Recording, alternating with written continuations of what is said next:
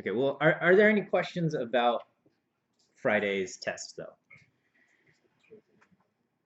No. Yes, question. Back.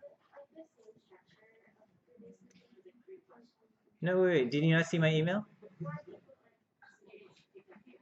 I'm gonna pick some questions out of the document, and you're gonna write down your answer, which you should prepare for ahead of time. Okay?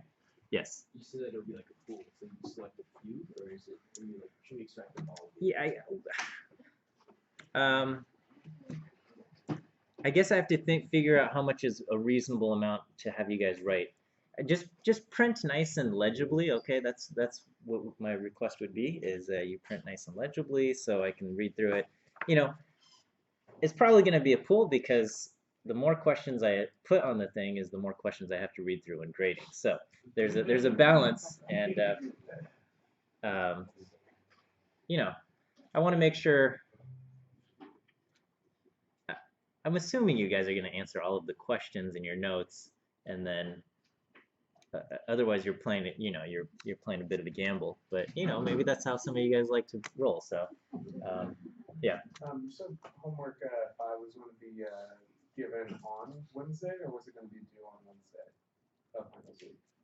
It'll be due Wednesday of finals week, and I'm going to try to get that posted by this Wednesday. It's basically code up the thing that's described in this document very thoroughly. Okay, it's not given in R code, but you have this pseudo code, which I think makes it very clear if you wanted to do it, put it into R, and I just have to kind of like carefully define the parameters, because I find that if I don't think of everything, someone's going to turn something in that is technically within specifications, but kind of misses the point of what I was going for. So, so yeah, so that's the hard part in writing the assignment. But yeah. Anyway, I hope. So I was going to cover this a little bit more in depth, and I don't know if you guys have any questions along the way. I'm happy to answer them. Again, don't ask me the test questions directly, but I'm happy to try to clear up any conceptual confusion or anything like that. I hope you've enjoyed the course. You know, now that we're in our 10th week and things are wrapping up, I hope you've enjoyed at least the stuff we've covered and feel like you've learned something, and at least be able to, if need be in the future, be able to at least have a starting point in coding up some kind of the Markov chain Monte Carlo methods for, you know, whatever practical purpose you might have. You know, we're just looking at kind of two applications here. All right. Anything else? Course evaluation period is also open, and so I greatly appreciate you guys leaving your review of the course. I hope I've earned at least some positive things there, but you know, if you were unhappy about certain things, you can write it down. I do read every comment after when I receive those. Okay, so we left off. We factored out the entire joint distribution of everything. Okay, and so the entire, so we're still talking about our document classification.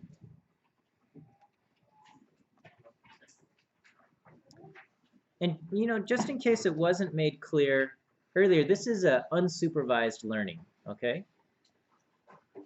Yes. Are we not doing, Oh, you want attendance? Okay, sure, we'll do attendance since you get.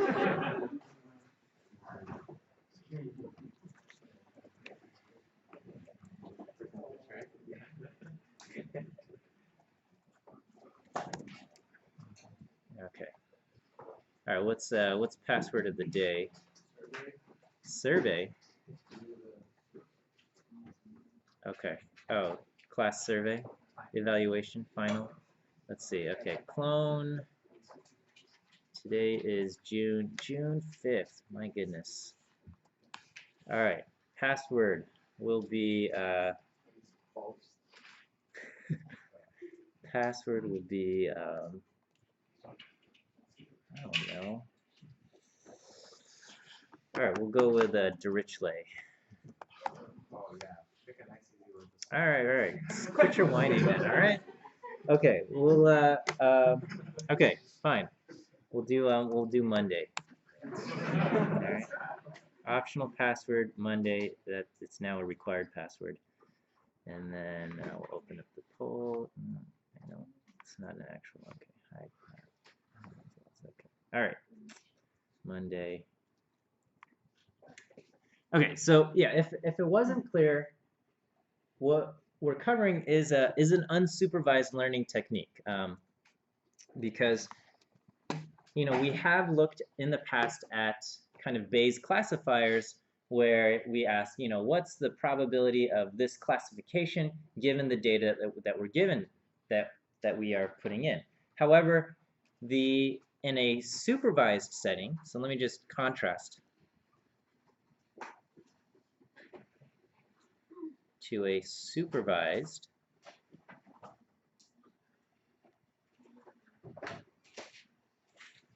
Bayes classifier, is you're still asking what is the probability of some classification given the data for the observation and kind of the model parameters. So this is kind of just your normal Bayes classifier, and when you do this, it's the probability of the data given the class and the model parameters times the probability of the class to begin with. Okay. But when it's supervised, these model parameters, these are based on known values. Okay, we have kind of our training data.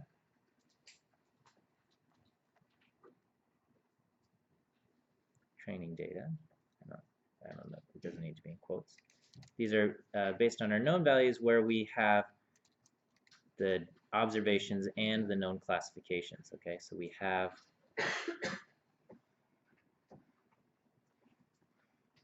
observations and known classifications. Okay. So that we do some kind of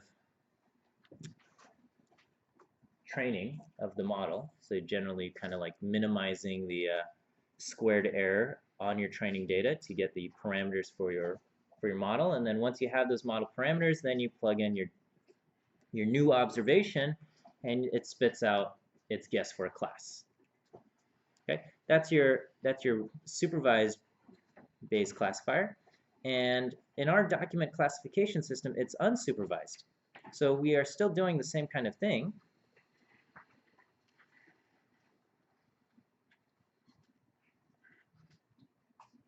except the difference here is that these model parameters are not trained with any kind of real data. Okay, so we're still trying to get probability of a class. In our case, we call this a label, class or label, given the data for the observation, which in our case is the words in the document.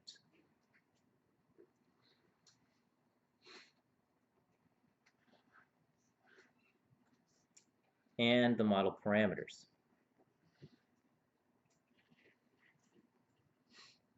The key difference here is that these model parameters we do not have training data.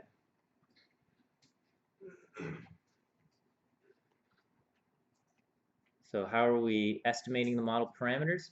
We're estimating them by drawing them from their posterior distribution. So we create instead we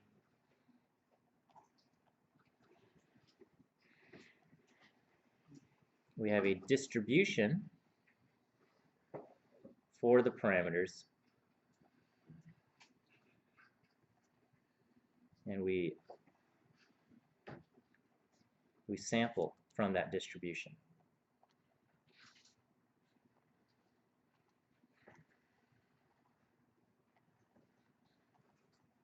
Okay, and so we're sampling everything. We're sampling the class label. We're sampling pretty much all of this stuff.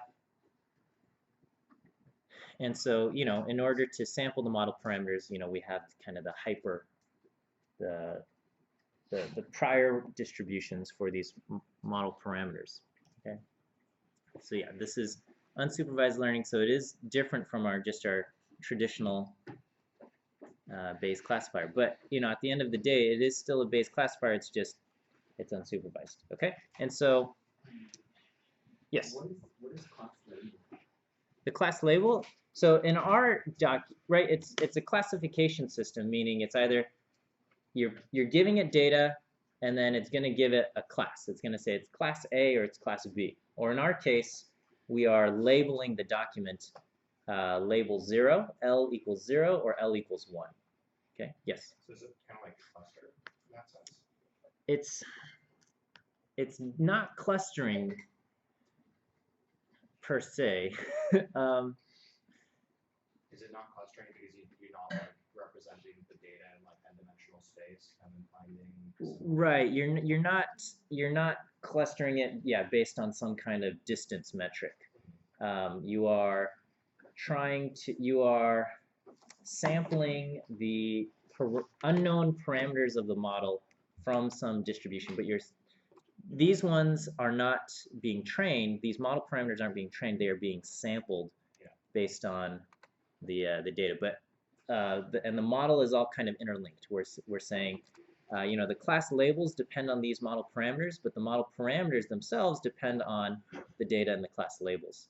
And so, we keep iterating through, sampling everything, and when you do these Markov chain things, even if you start off with some terrible starting location, because we're kind of iterating through, it's naturally, when you sample it, it's naturally going to produce random samples from regions that have higher probability than your terrible 0 location.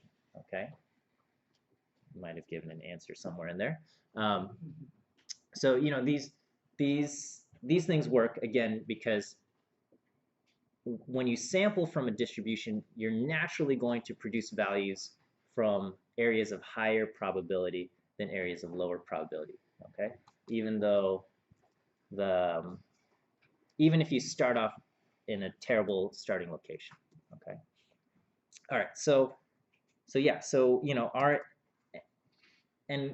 that's one of the things is there's something called a burn-in period where you say, I might have started in a terrible location, so like the first 1,000 iterations of my algorithm I'm just going to throw away because that's probably it trying to get out of its bad starting place. Okay, so anyway, the total joint distribution of everything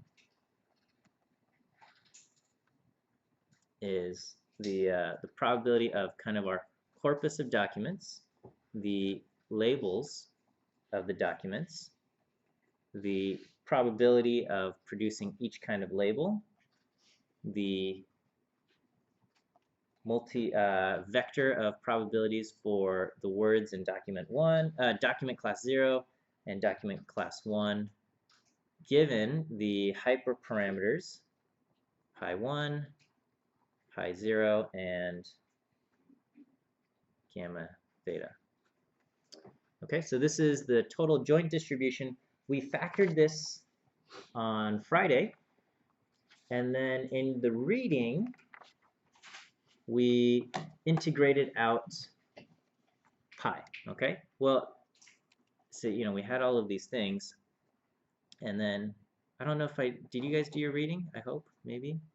In 2.43, we integrated out pi.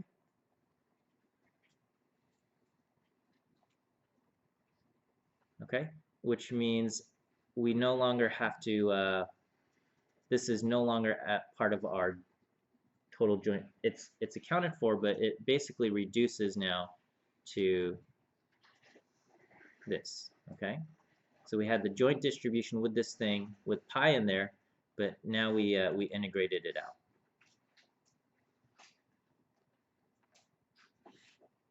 You know, given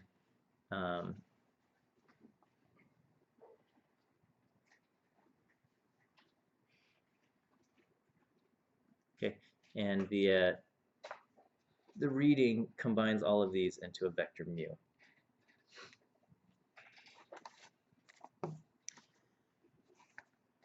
And when we, after the results of this, okay, the result of integrating all of this out, we get a bunch of crazy looking things. We get, it's gamma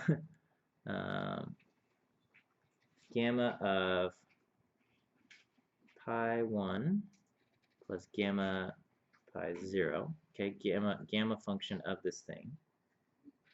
Yeah, it's like, it's really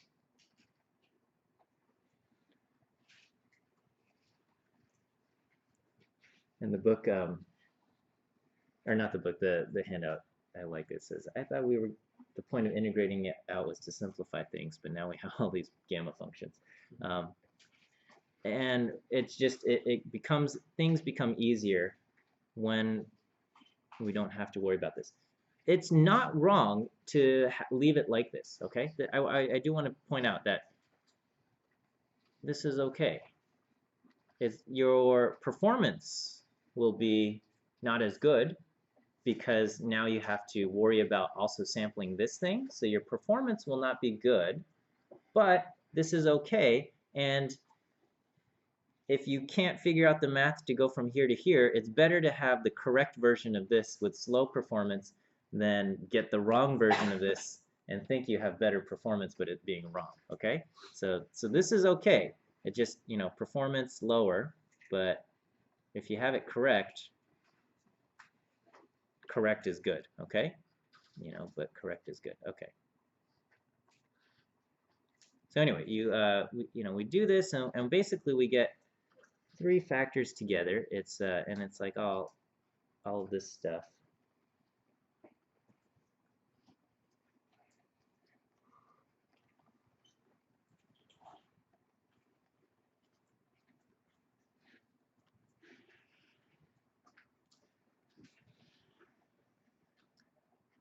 And this is the natural count of words in the documents for the corpus, okay? Oh gosh, what is this?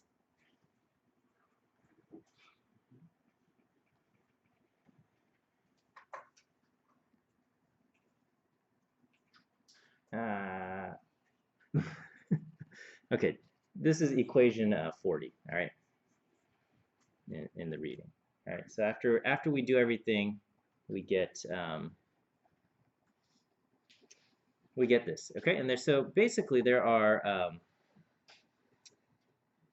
we end up kind of getting three factors here that you know, that we can take a look at, okay? So this is basically just the hyperparameters for pi.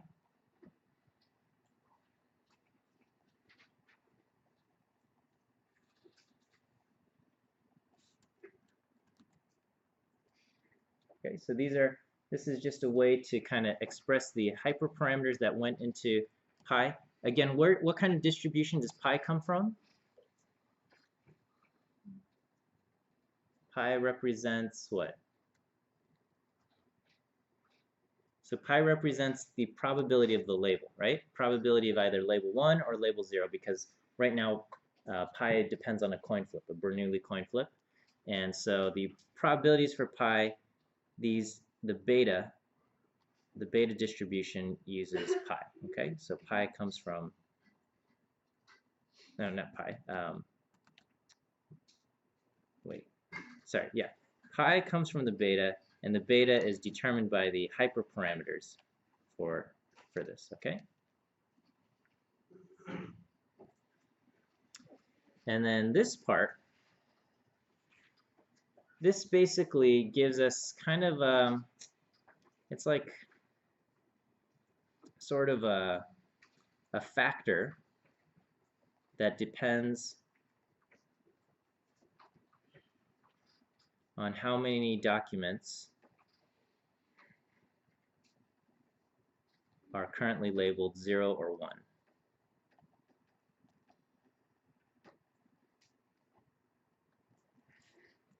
Okay, so how many documents are labeled 0? How many documents are labeled 1? Because if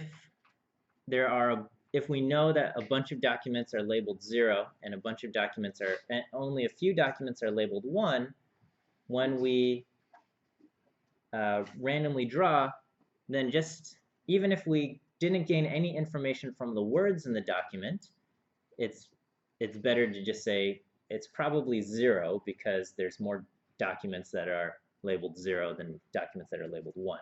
Okay, so that's kind of that goes into this part. Okay, and then this part depends on the words that we see.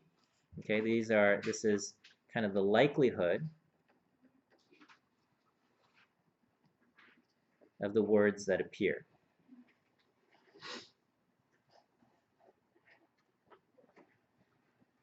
In the documents.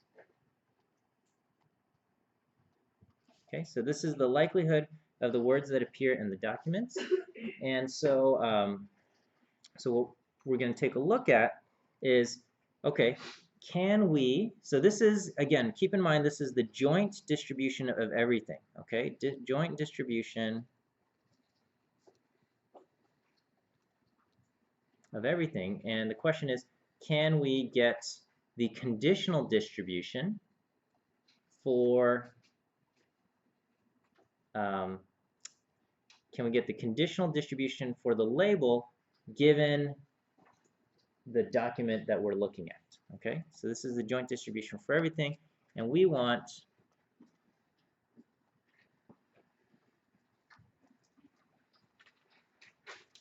the conditional distribution of the label given everything else. Label of the current document, we'll say the current document J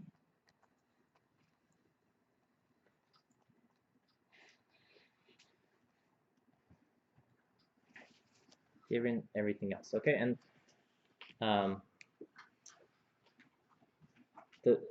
the reading explains the kind of the second factor, and it takes advantage of an identity in the gamma distribution. Okay, and so the second factor. So basically, okay. Well, first of all, let me just say the probability of L sub j. This is what we want given everything else. Okay, and so we have L minus j. So these are all the labels except for the label on document J.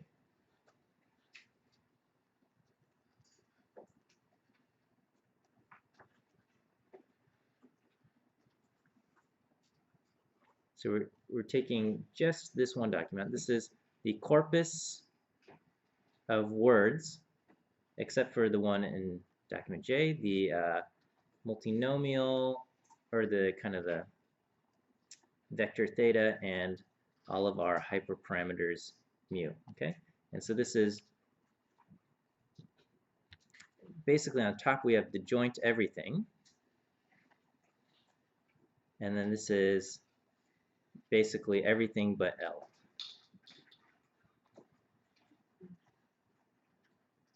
L sub j, okay?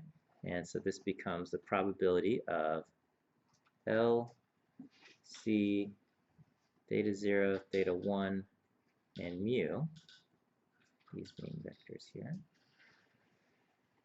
divided by the probability of everything but document J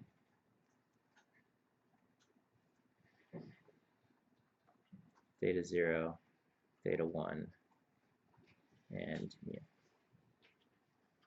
Okay, so this is everything but, I should say everything but document J, not just LJ, but everything but document J.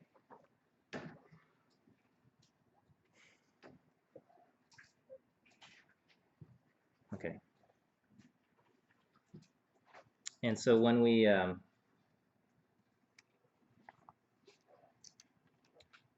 do this, so the second factor will reduce to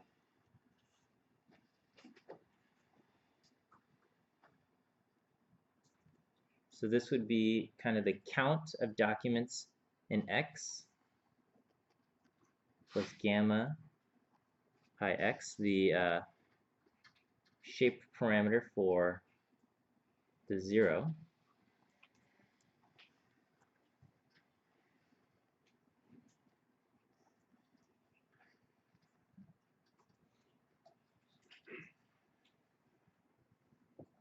Okay, so these are kind of the hyperparameters, right? And so, you know, going in with the prior, this might, if ahead of time, before even looking at the documents, we know that there are more documents about, I don't know, a certain subject than the other subject, you know, we can already kind of put in a preference so our pi's end up, you know, closer to 0.8 or whatever we might be. Okay, and then this is kind of the count of the documents in class X and things like that. So this is going to be the factor, the second factor for X, and then the third factor, which is, so the second factor was kind of, what did I call that on the previous page? I said it was the factor that depends on how documents are currently labeled, 0, 1. So this, you know, kind of expresses a, I don't know, a quote bias for pi. And then the third factor is kind of the likelihood of our words. Yeah. And this this ends up reducing. So what we do is we look at pi for everything, and then this is kind of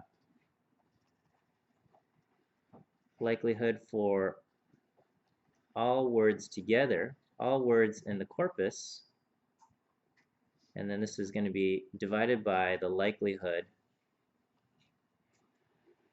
for the words in the corpus without document J. Okay, so this is what we have. It's the likelihood. This is basically equation 48 that we have. So the likelihood for all the words in the entire corpus, meaning all the documents labeled 0, we pool all of the words together into kind of this one giant bag, and we get the likelihood of all the words in that giant bag. And then we say, okay, well, let's take out the words that were in document J, and we get the likelihood for the bag without the words in document J. Okay, well, because of math, this just ends up being kind of the likelihood of the words in document J.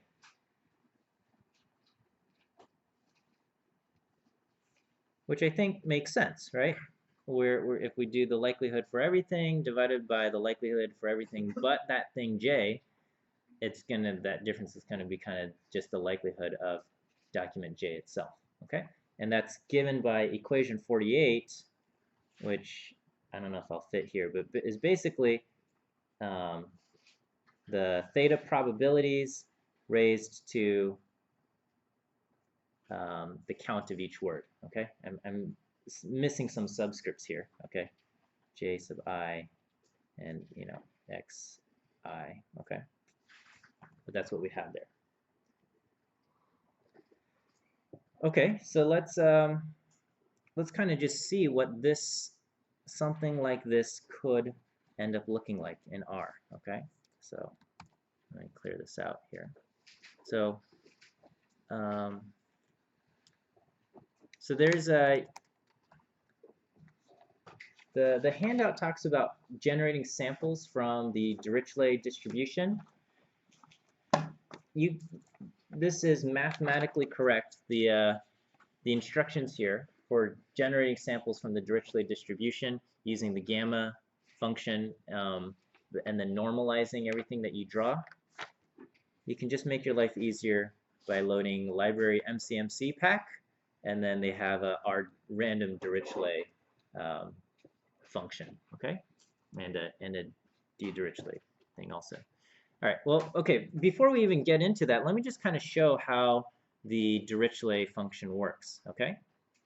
So the Dirichlet is a kind of a multinomial generalization of the beta, right? So if I say R beta 2, 1 using shape parameters 2 and 2, okay, this will give me some value like this, okay? Or here, let me just do 200, 200. What is R beta 1, 200, 200 going to give me? I mean, you can't know exactly, but it's random. But this is going to be a shape that is very much going to favor values around what?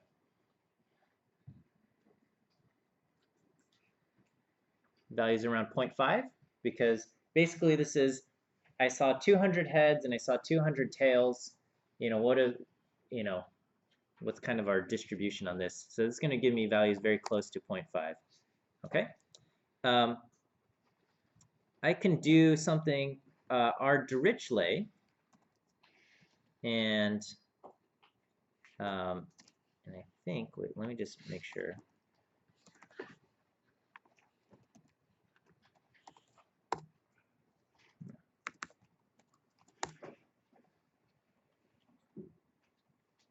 Yeah, so I'm going to just say alpha is equal to 200, 200.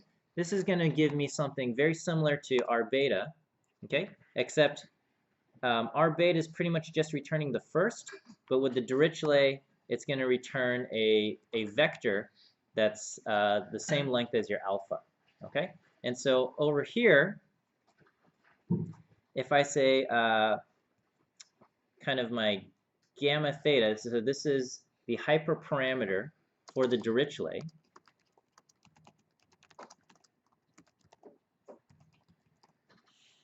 This means, okay, this is the hyperparameter for the Dirichlet. How many elements are in my hyperparameter?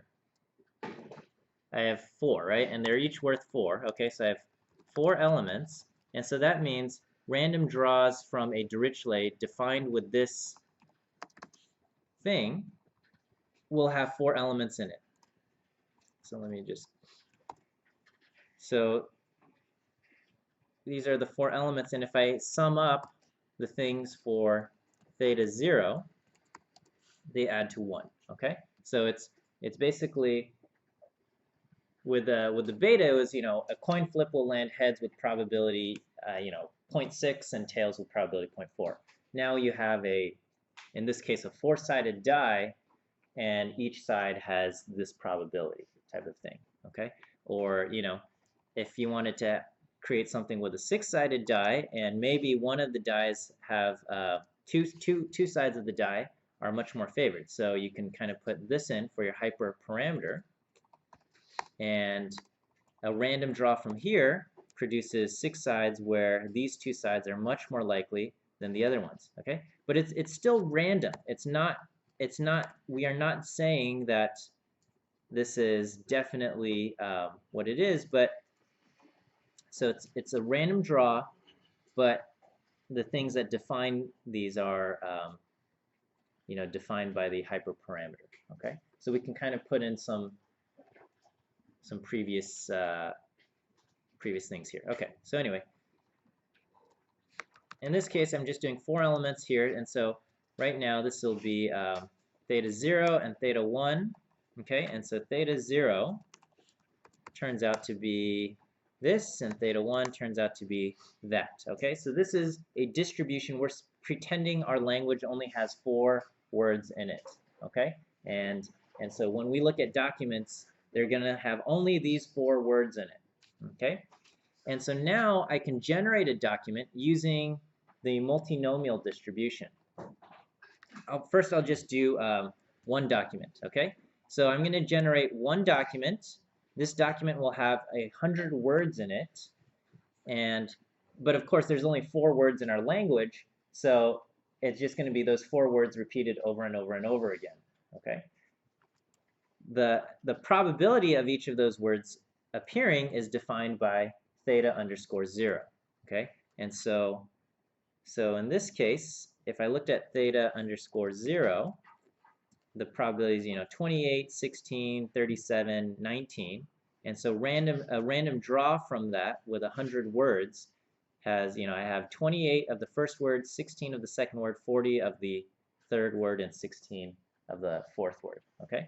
And we can say, okay, well, I don't just want one document, but I want 10 documents, and we're going to say, okay, so our 10 documents in our 4-word language will have these counts. Okay? So, you know, they're different. You can see similarities, but again, just in the same way that, you know, flipping a coin 100 times will not necessarily produce 50 heads and 50 tails every single time, but, you know, a little bit of variance, we get a little bit of variance here. Okay, same thing. So this is these are documents generated using theta 0, and over here we can have documents generated using theta 1. Okay, and theta 1 had a different distribution, and so, you know, if we see this versus, you know, this, can we figure out which ones are, you know, so this is kind of our generation model. Okay, this is what we use to generate our documents. Okay, so this will be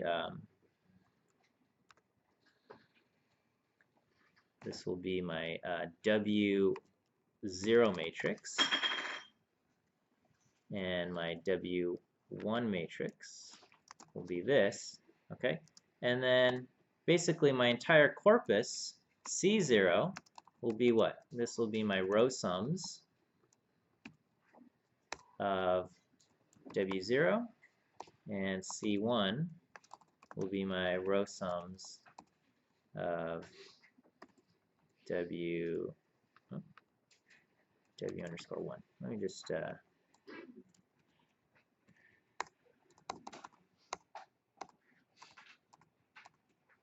so I hope this works. So I just got, okay, so this is my W0, and this is my W1, and then it says C0, oops, capital C0. Okay, so this is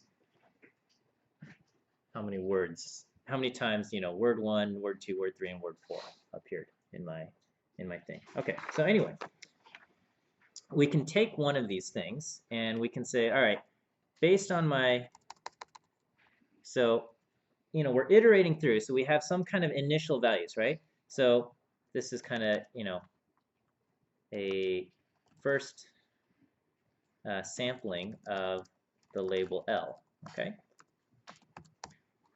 So we'll start with using document J equals 1. Okay. So we'll look at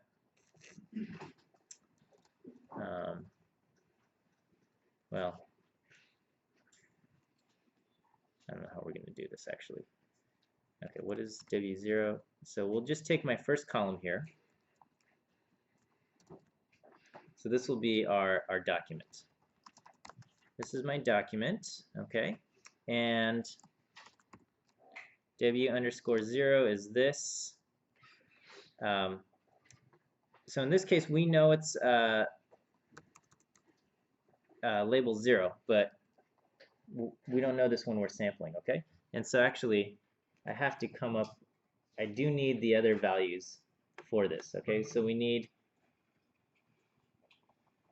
you know, we just kind of start off with some number here. So currently in our, I guess I should have set some original data and then initialize some things here.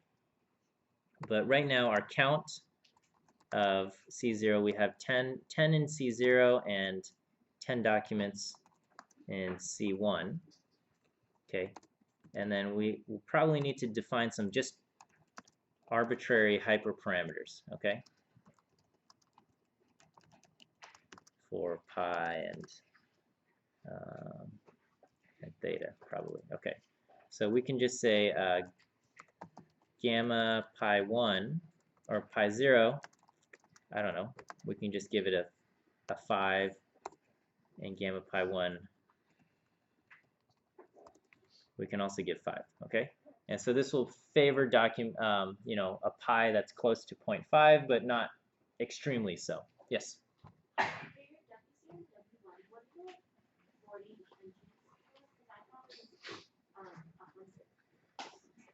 So it's 10 documents. So if we look at W0, so each document is 100 words long. Of course, you know, and this is a contrived example here, but we're treating the documents as a bag of words, and we're saying this document, there's 100 words in it, okay? And how many times did the word, you know, did my first word appear, right? And it's, you know, for my first document, the first column represents the first document. You know, the first word appears 21 times. The second word appears 29 times. So if this was the document with apple, banana, cat, and dog, this document has the word apple 21 times, banana appears 29 times, cat appears 24 times, and dog appears 26 times. Okay, and then, you know, in, you know, creative literature, this fifth document, apple appears 23 times and banana 26, cat appears 32, and dog appears only 19 times, or something like that. Okay, you know, obviously in a real thing you're going to have more than 4 words. You know, but I'm just trying to illustrate what's happening here. Okay, and then so what we're going to do is to say, okay, well, what is the probability of this document? Okay, so this document had this. Okay, we look at theta underscore 0. Okay, theta underscore has these probabilities. We can look at theta underscore 1.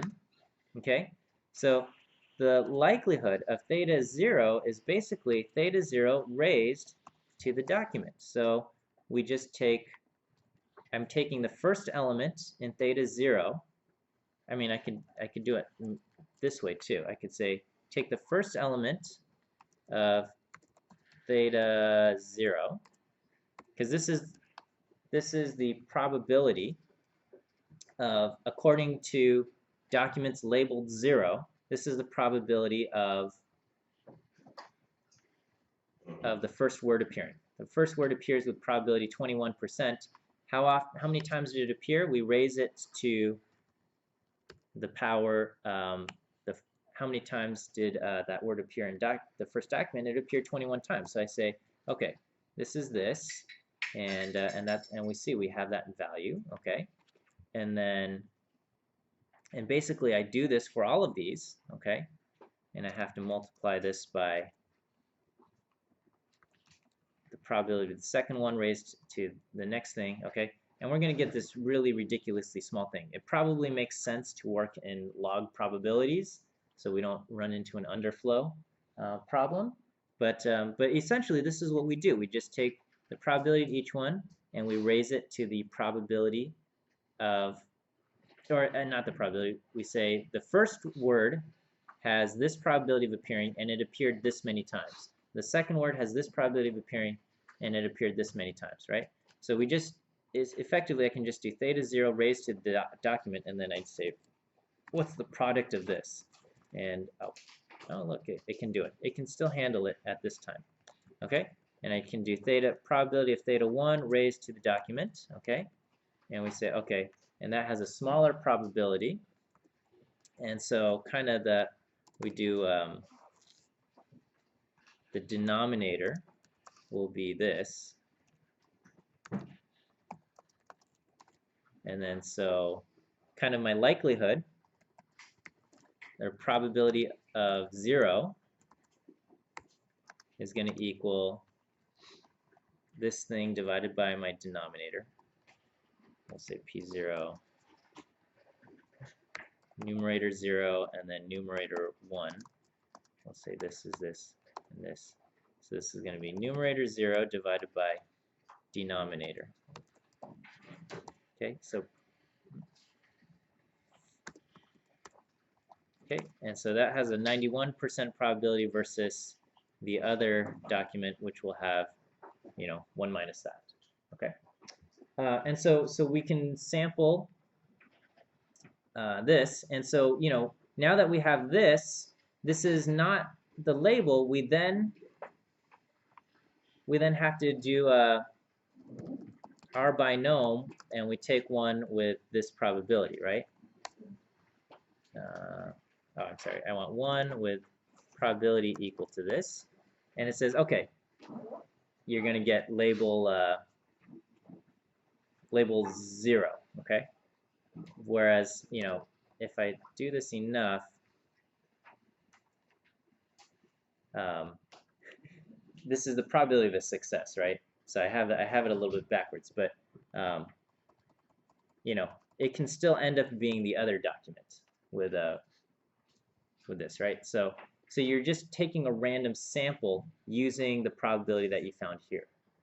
Okay, so you're not saying we're not trying to maximize the probabilities or the likelihoods. We're saying we're still sampling. Okay, so it's a give sampling, and we just keep sampling based on these random things, and we assign things based on these. Once we have this, we update all of the other things. Now, because this probability depends only on the current document, you don't really have to worry too much. When you read the sample pseudocode, it seems like you got to do a whole bunch of stuff, but it's actually not. The actual code is even simpler than the pseudocode. I mean, you have to obviously code some things, but it's quite easy to do this.